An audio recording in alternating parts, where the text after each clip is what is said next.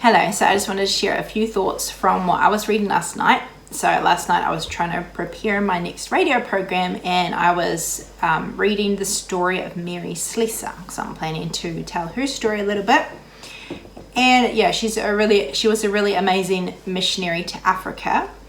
But what really stood out to me was just her courage. Like, she was a very courageous person, and she rescued children.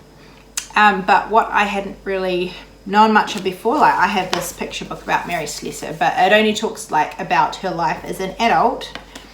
But I was reading about when she was a child, and she had a father who was an alcoholic, and she was also very poor. Like, she lived in the slums, and apparently her father was kind of abusive. Like, he would make her stay outside on the street, like lock her out of the house.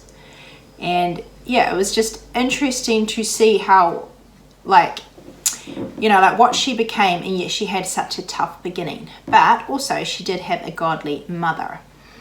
So it goes to show that, you know, if you have a godly mother, it can make a difference even if you don't have a godly father. But also it just kind of struck me like how hard that would have been for her mother to see, you know, like what Mary had to go through as a child. And yet I think God used those hard experiences to make her stronger, and also to give her a passion to help the people in Africa. So she had a passion to help children and to help, you know, people who are going through horrible things or hard things. And yeah, it just might have been different if she had a really comfortable, happy home. And so I just found that encouraging. Like, we want to keep our children from anything hard, and yet the hard things that may happen, like, we might give them a happy and you know, a safe home, and yet we can't control everything that happens to them. Like, one of my children has had health problems and real problems with being tired, and you know, you try to work through those things and try to find solutions, but you can feel bad for them. You kind of wish you could protect them from anything hard, but we don't know what purpose God has in those hard things, and how he might be preparing them for what job he has for them in the future.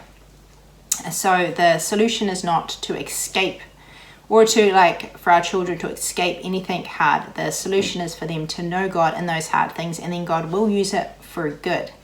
So if Mary hadn't have come to know God for herself, then her story wouldn't have turned out the way it did. She could have just been bitter and angry. But yeah, when you get to know God, then those hard things can become a blessing.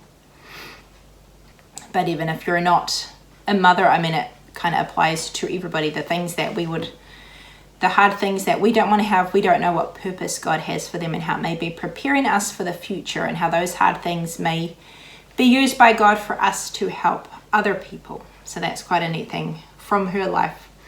And also, she's so courageous and so strong. She kind of reminds me of the Apostle Paul, because I've been teaching through this story of Acts at the moment. And we've just got a new memory verse at school, which is some of Paul's words. So I'm just going to read it. It says, "But none of these things move me. Neither count I my life dear unto myself, so that I might finish my course with joy, and the ministry which I've received of the Lord Jesus, to testify the gospel of the grace of God." So Paul, wherever he went, he had so many problems. Like, there were just people who hated him and who's tried to stir up trouble. I mean, they would even come from one town to another town when they heard he was preaching there. So they would travel all the way just to stir up trouble. So he had so many troubles, but the purpose of his life was to serve God, to know God and to serve God. And so those things didn't move him. So, you know, if that is the purpose of our life, to know God and to serve God, then all the hard things that happen don't need to move us either, because, yeah, we're still fulfilling the purpose. So those were just some encouraging thoughts from Mary Slessor.